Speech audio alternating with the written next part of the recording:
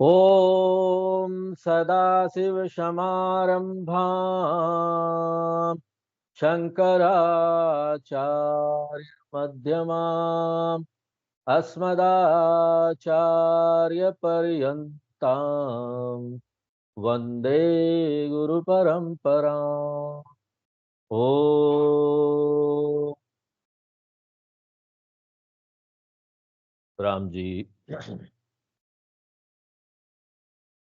वनवास के लिए चल पड़े हैं और निषाद राज के यहाँ से भी आगे बढ़ते हैं, गंगा जी पार करते हैं। निषाद राज भी उनके साथ है और केवट उनको गंगा पार कराता है। और गंगा पार करने के बाद ऐसा नियम है कि जब आप गंगा पार कीजिए तो उस पार जाकर ना गंगा मैया या भगवान की या किसी की पूजा करनी चाहिए।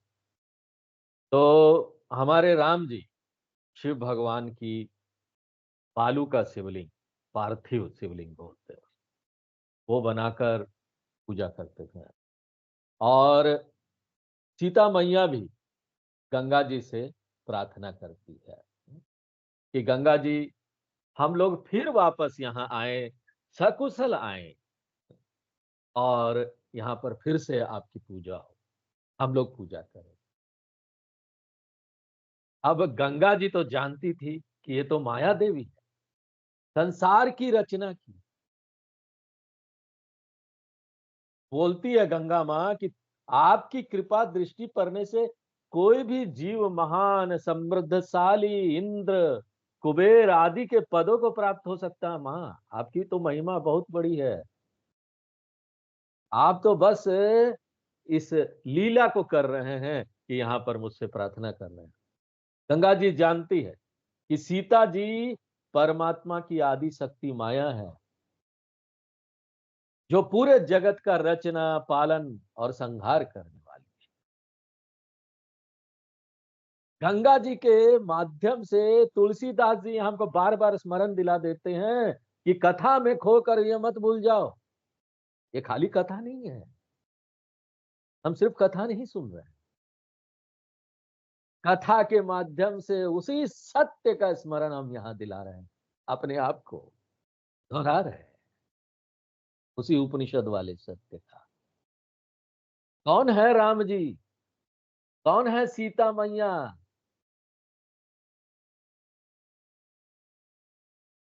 राम जी पर ब्रह्म परमात्मा है, वही ब्रह्म है, और सीता जी वो माया शक्ति है। और ऐसा नहीं है कि हमारे भगवान लोग ना रूप नहीं ले सकते, हम बोलते हैं वो निर्गुण है, उनका कोई रूप नहीं है।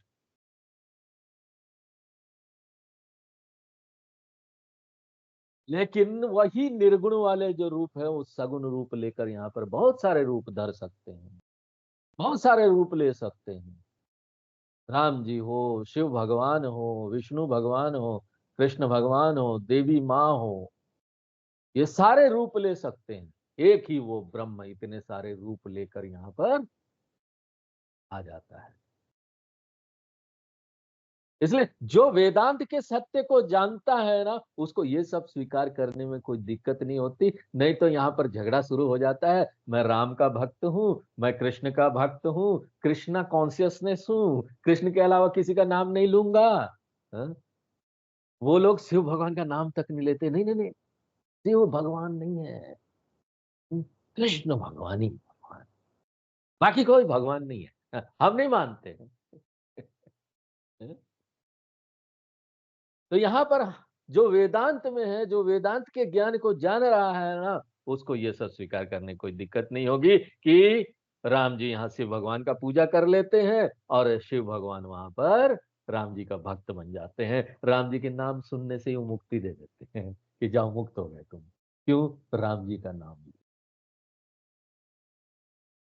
गंगा जी बोलती है सीता मैया से कि इतने महिमावान होते हुए भी आपने हमसे प्रार्थना की, ये प्रार्थना थोड़ी ही है, ये तो बल्कि आप सीता माँ मुझ पर कृपा कर रहे हैं, हमको बड़ा बना दिए आप। तदपि देवी मैं देवी, फिर भी हे देवी, हम आपको आशीर्वाद इसलिए देंगे क्योंकि वापस तो सकुशल लौटना ही है आपको। हम आशीर्वाद देंगे तो हमारा आशीर्वाद भी ना इसी बहाने सत्य सिद्ध हो जाएगा, क्योंकि आपने हमको बड़ा बना दिया। प्राणनाथ देव बर सहित कुशल कौशला आई।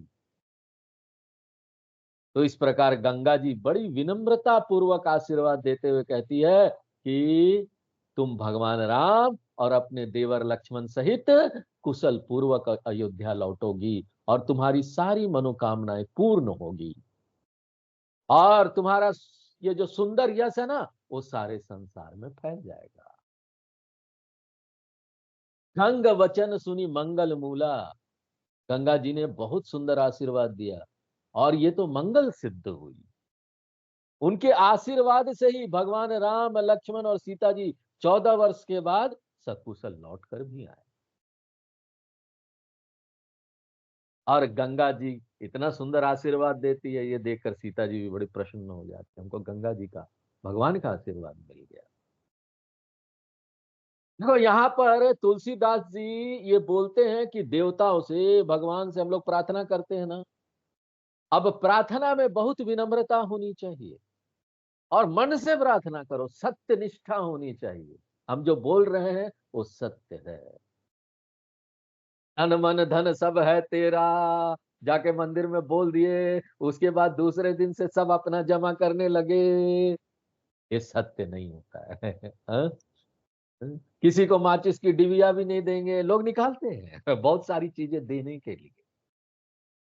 दिवाली के समय घर की साफ सफाई होती है ना, सब चीज निकलेगा, ये ना अब हम खाली करेंगे, घर की सफाई करेंगे, ये सब दे देंगे धीरे धीरे करके वापस फिर सब रखते जाते, नहीं ये भी काम आएगा, ये भी काम आएगा, यानी माचिस की डिब्बी ये भी काम आएगा।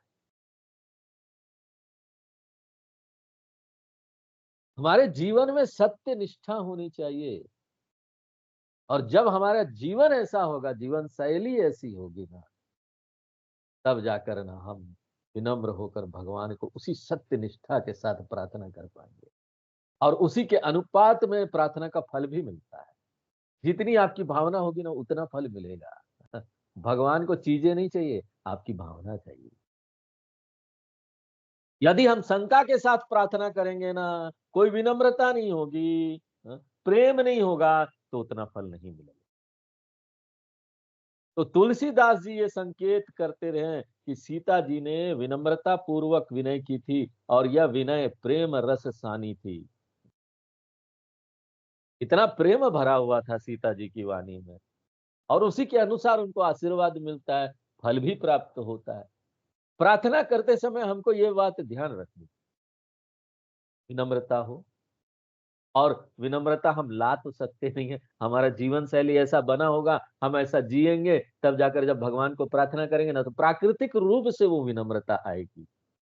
प्राकृतिक रूप से हम पूरे सत्य निष्ठा के साथ प्रार्थना करेंगे, शंका नहीं होगी हमारे मन में कि पता नहीं भगवान देंगे कि नहीं देंगे, देना तो है ही। हाँ, हमारे भगवान है, हम उनके भक्त हैं।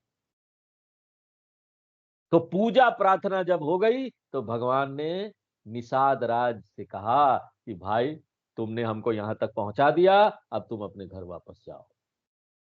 देखो निषाद राज ये सुना तो उसका मुख सूख गया, दुख के कारण उसके हृदय में दाह उत्पन्न हो गया, बड़ा दुख हो रहा था। उसे तो भगवान के साथ रहने में सुख प्राप्त हो रहा था और वो सुख को छोड़ना नहीं चाहता। तो यहाँ पर क्या बोलना चाहते हैं हमारे शास्त्र कि ना, आनंद स्वरूप एकमात्र परमात्मा है, परमात्मा से अलग होकर आपको कोई आनंद प्राप्त नहीं होगा, कहीं नहीं होगा, कोई सुख नहीं प्राप्त होने वाला है। परमात्मा के निकट ही आनंद। परमात्मा से जितना दूर होते जाएंगे उतने ही दुखी होते जाएंगे। कारण क्या है मालूम है? हमारी प्रकृति परमात्मा है। इसको हम उपनिषद से जोड़ सकते हैं, हम ब्रह्मास्मि तत्वमसि। वो हमारी प्रकृति है, हम वह है वही।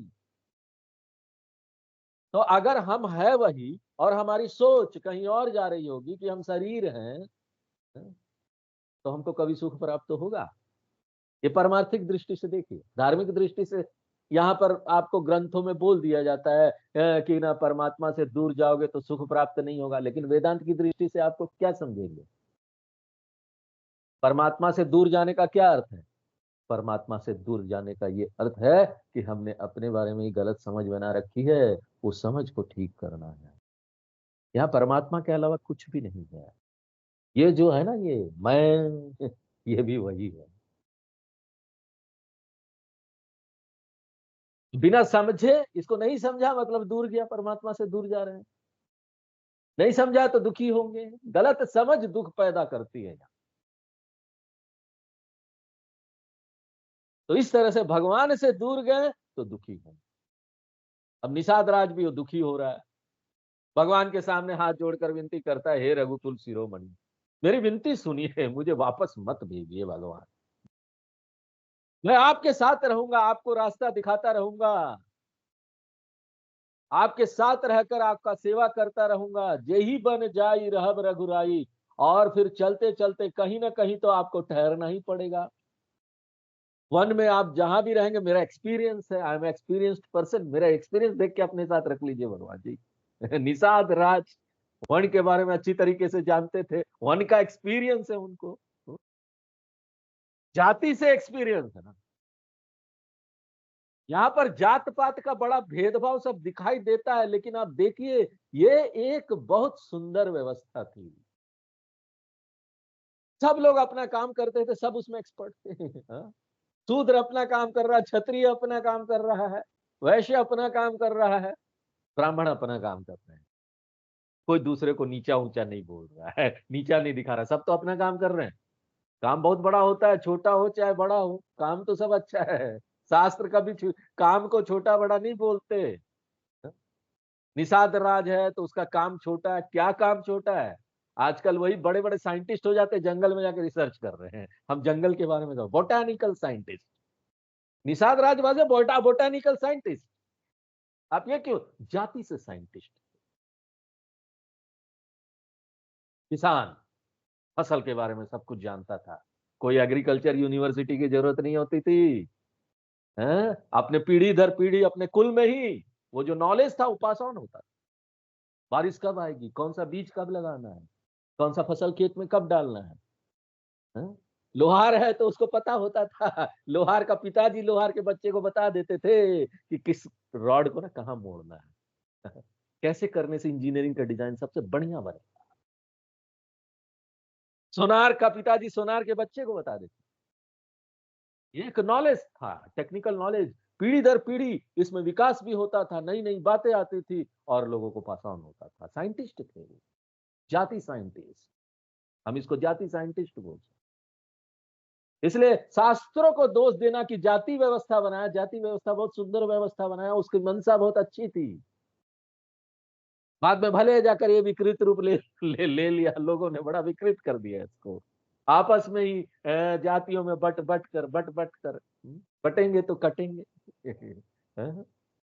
ये बट कर आपस में गलत समझ, शास्त्रों के ज्ञान का गलत समझ, समझ नहीं लोगों में।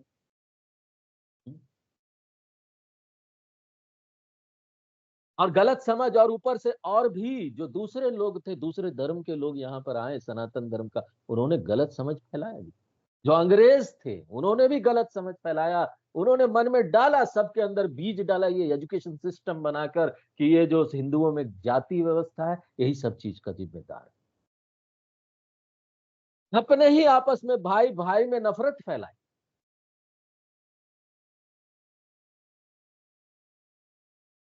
और खुद भी वो ये नफरत फैलते फैलते खुद भी इस बात को मानने लगे और खुद भी नफरत फैलाने लगे। मैं तो ब्राह्मण हूं, ऊंची जाति का हूं, और शूद्रहीन समझने लगा अपने आप को कि ब्राह्मण हमको अछूत समझ। ब्राह्मण का अपना काम था शास्त्रों को देखना, उसका प्रचार प्रसार करना, लोगों को हेल्प करना, शास्त्रों को समझाने में, शूद्रों को भी हेल्प करना, उनके घर में भी पूजा करना। शूद्र उनके घर में साफ सफाई करते थे, अब वो उनकी पूजा में सहायता करते थे। ये नहीं कि हम बड़े हैं, काम है सबका।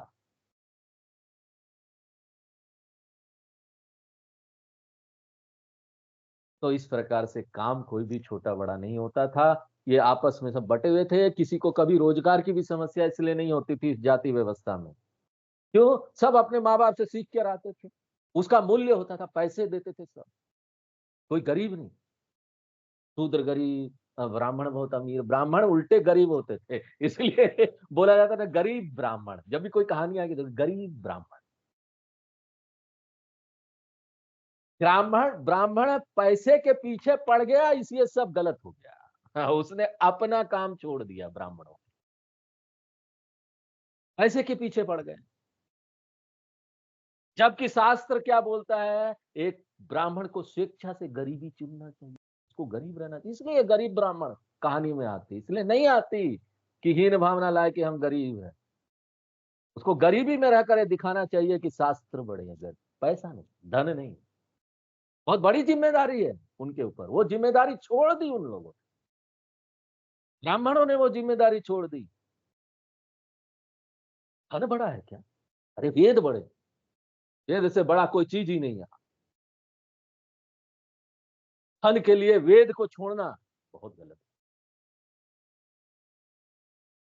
तो कर्मकांड से उसको छोटा कर दिया। बड़ा कर्मकांड को छोटा कर दिया। जो है वो नहीं बता रहे हैं।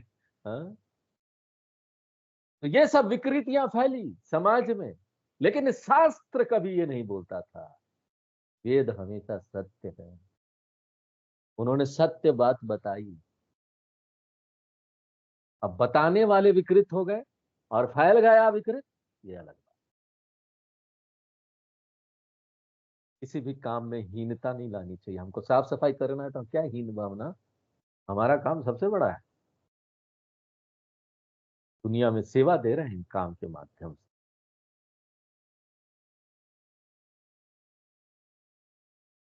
तो ये तो साइड से हमने बता दिया, अभी हम फिर कथा में आ जाते, कथा से हम दूर चले जाते हैं। हाँ? हाँ? तो निषाद राज बोलते भगवान मुझे वापस मत कीजिए। हाँ, मैं बोटानिकल साइंटिस्ट, वन का फॉरेस्ट साइंटिस्ट हूँ, फॉरेस्ट ऑफिसर। इसलिए मैं आपके ना आगे रास्ता दिखाऊंगा, और कोई भी दिक्कत होगी वन में तो मैं सामने रहूंगा। हाँ? कहीं भी आपको कोई घर उर बनाना होगा, क्योंकि आई नो वन में कैसे जाकर आप, आजकल वो दिखाते हैं नेशनल ज्योग्राफी और वो एनिमल प्लैनेट, वो सब चैनल जो है, वो सब चैनल आप देखेंगे तो उसमें दिखाते हैं कि एक बंदा जो एक्सपर्ट होता है जंगल के बारे में, अभी कोई है नाम नहीं मैं जानता हूँ, जो कुछ साल पहले मोदी जी को भी जंगल में ले गया था, और उसका एक वो पूरा सीरियल आया था पूरा, ये दो एक घंटे का, 1.5 घंटे का, कि प्रधानमंत्री मोदी जी उनके साथ जंगल में एक्सकर्शन के लिए गए थे। तो उसको सब आइडिया है। हाँ, जंगल में कुछ नहीं हो तो कहाँ से सारी चीजें लाकर और घर बना दिया जा सकता है, खाना खाना ले लिया जा सकता है, जंगल के किस पौधे से खाना मिल जाएगा, किससे मेडिसिन मिल जाएगा, किससे घर बन जाएगा, कौन सा झाड़ी ठीक रखने से वो बारिश उरिश होगी तो कोई प्रॉब्लम नहीं होगा, धूप होगी ज्यादा तो जलेगा नहीं। तो ये सारी चीजों में वो हमारे जो बोटानिकल साइंटिस्ट बोले निषाद राजन एक्सपर्ट थे, इसलिए भगवान मुझे ले चलो अपने साथ। हाँ? मैं आपके लिए सुंदर पर्णकुटी बना दूंगा, आपको कोई दिक्कत नहीं होगा, सब चीज होगा वहां पर। हाँ? और जैसे आप आज्ञा देगी ना, आपके आज्ञा के अनुसार चलो, ये बड़ी बात है। हाँ? आज्ञा के अनुसार चलो, भगवान जैसा बोलते हो वैसा करो तो भगवान खुश हो, उनकी आज्ञा के अनुसार चलो। सहज स्नेह राम लखी तासु, भगवान ने देखा कि ना इसका प्रेम बिल्कुल सहज है, तो अपने साथ चलने की स्वीकृति दे दी, चलो मेरे साथ चलो। इतना प्रेम भरा हुआ होगा किसी के प्रति, भगवान के प्रति, भगवान तो अपने साथ ले ही जाएंगे आपको। चलो कहाँ छोड़ूंगा मैं तुमको भक्त। और भगवान की स्वीकृति स्वीकृति प्राप्त करने के बाद निषाद का हृदय प्रसन्न हो गया, उत्साहित हो गया। उत्साह से सब काम करना चाहिए ना, बोझ की तरह नहीं, किसी किसी तरह से कर दिए नहीं। इसलिए किसी भी काम में भगवान का स्वीकृति मिल जाए ना, उत्साह बढ़ जाए। इसलिए हमारी संस्कृति में है, देखो हर काम भगवान को थैंक्स बोल के शुरू कर। उत्साह बढ़ जाता है और काम भी सही होगा, सही चलेगा। कोई भी काम भगवान का नाम लेके शुरू करो।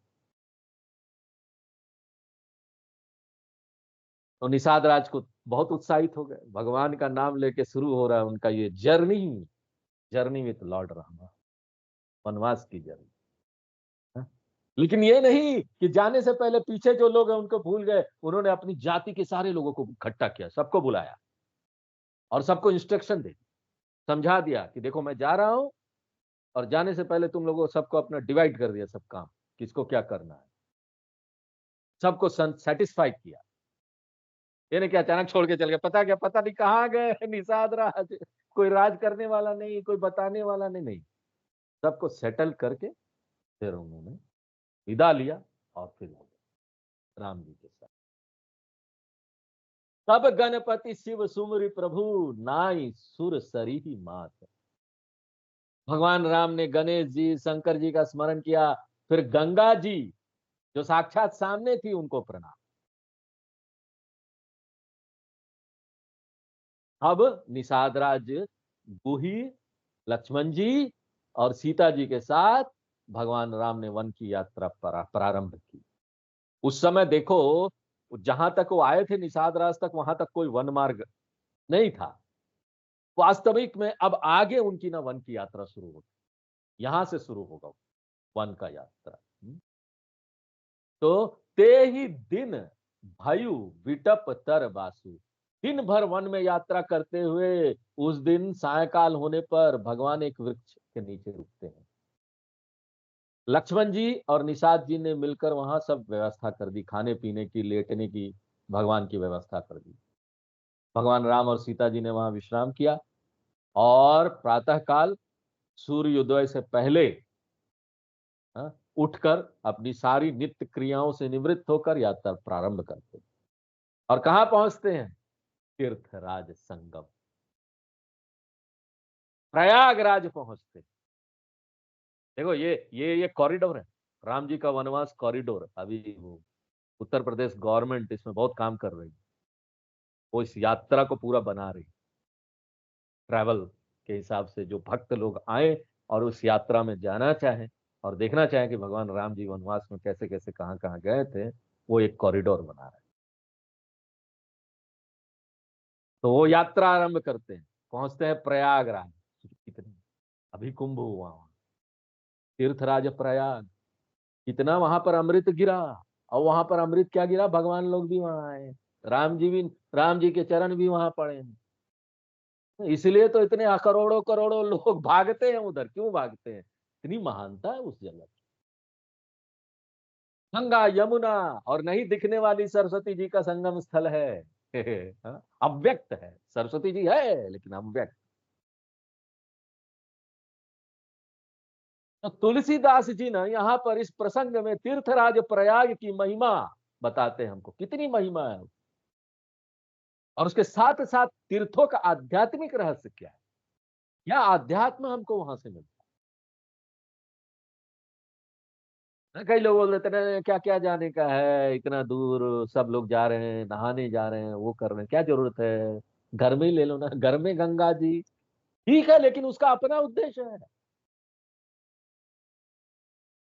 मन चंगा तो कठौती में गंगा, ठीक है कि मन चंगा है तो कठौती में गंगा है, ये बात ठीक है, लेकिन इससे ना हमारे प्रयागराज की महिमा कम नहीं हो जाती। उसका अपना महिमा है, ज्यादातर लोगों को उसकी जरूरत है।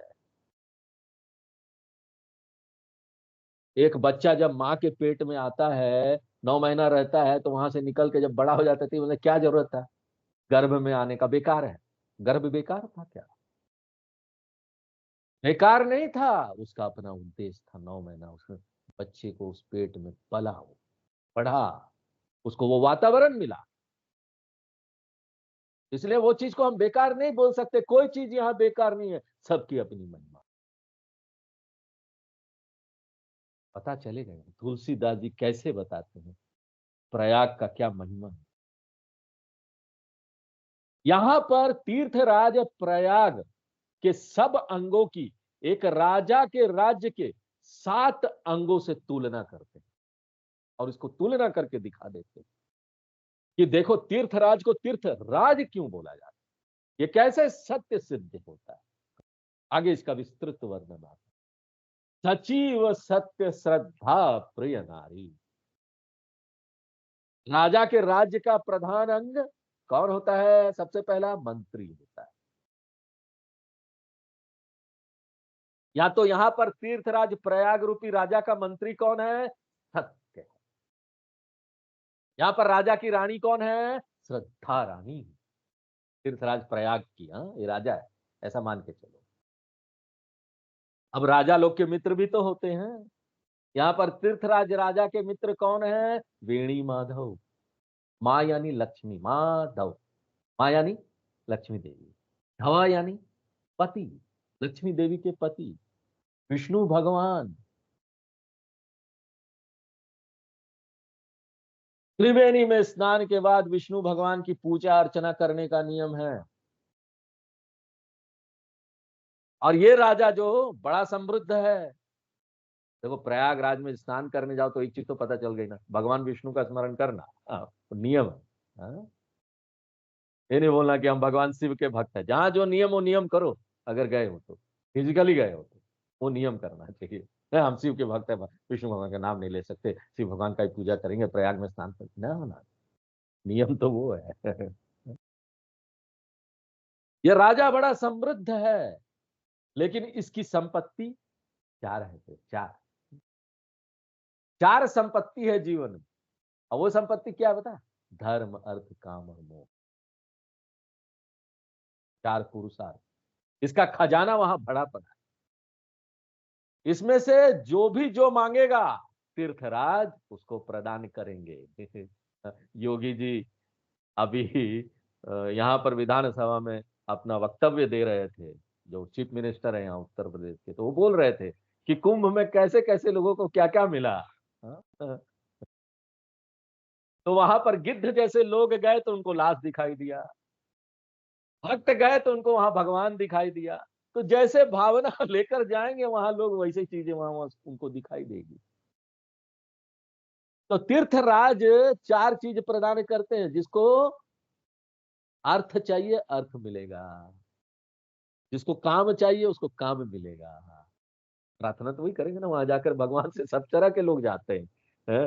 कुछ लोग जाते हो प्रार्थना करते हैं, भगवान इस बार मेरी मेरी जो फैक्ट्री है ना उसकी प्रॉफिट इतनी बढ़ा देना, हम आए स्नान करने, वो भी संगम में, वो भी मौनी अमावस्या के दिन। हाँ? दूसरी कोई महिला आई होगी, भगवान इस बार मेरी लड़की की शादी करा देना। हाँ? अर्थ और काम मांग रहे हैं ना, कोई अर्थ मांग रहा है, कोई काम मांग रहा है। इस बार भगवान मेरा ना कंपनी की तरफ से वर्ल्ड टूर करा देना। मौनी अमावस्या के दिन स्नान करना है। और वहां ना कोई ना त्यागी और सन्यासी हृदय व्यक्ति भी आता है, वो बोलता है भगवान कुछ भी हो जाए मैं सब देने को तैयार, मुझे तो बस आपसे प्रेम, मैं आपकी भक्ति मांगता हूं।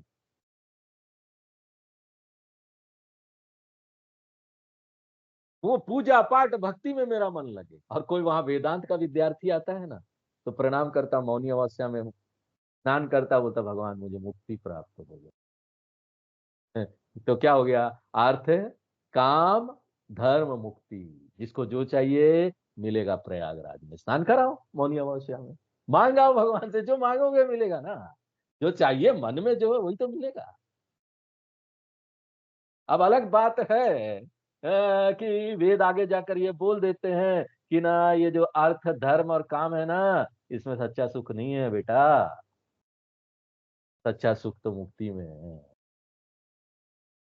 खैर अभी तुम मान नहीं रहे हो, मेरी बात तो सुनोगे नहीं, तो चलो कहाँ संगम में जो भी मांगोगे वो भी मिलेगा, कोई बात नहीं, रोका नहीं जाएगा तुमको।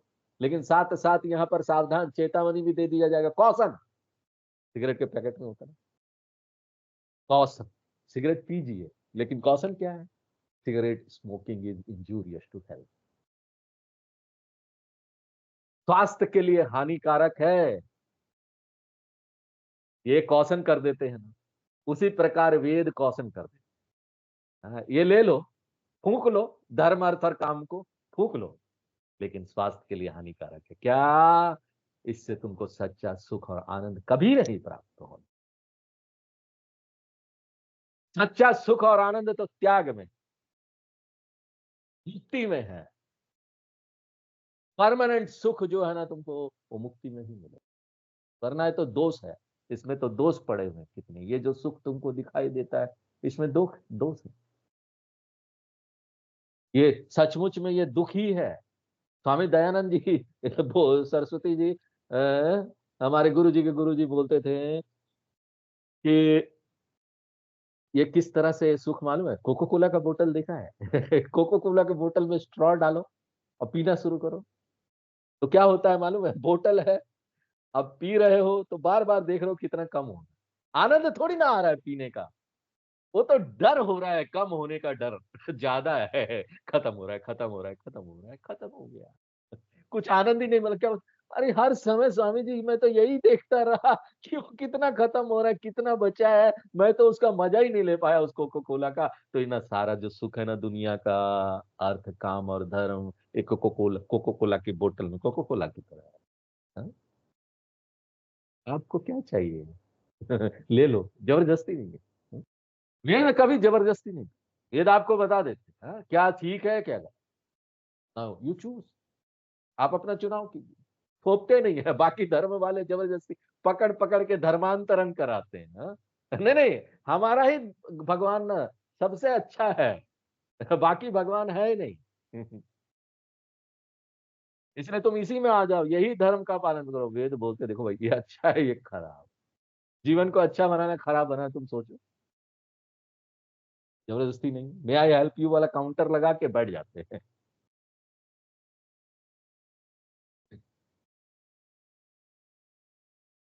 तो क्षेत्र अगम कटु गाढ़ सुहा, प्रयाग क्षेत्र ही इस राजा का दुर्गम मजबूत और सुंदर किला है।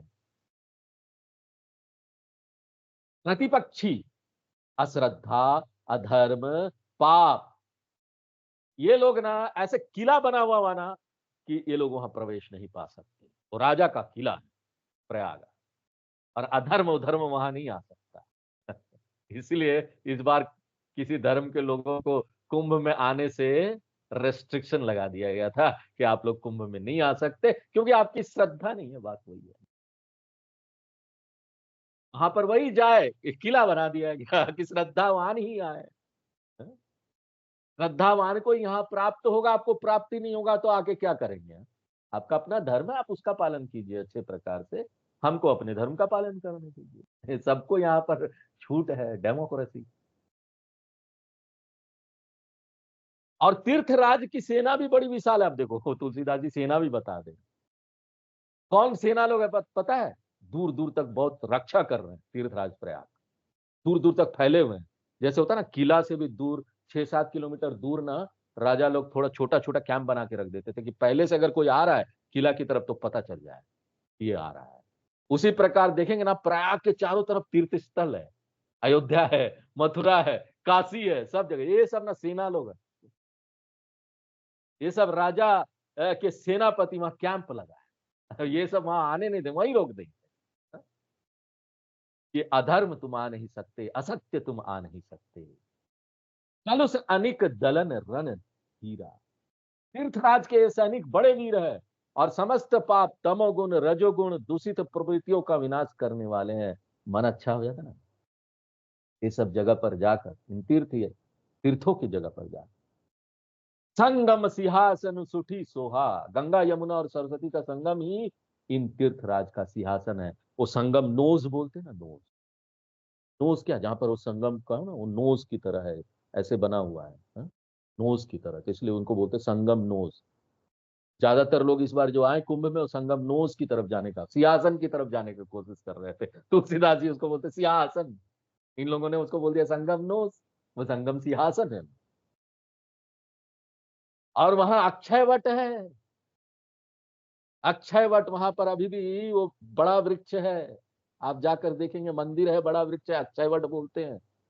बोलते हैं जब धरती में प्रलय आएगा, सब कुछ खत्म हो जाएगा, धरती जल से भर जाएगी, तो वही अक्षय वट सिर्फ रह जाएगा, जल में नहीं जाएगा।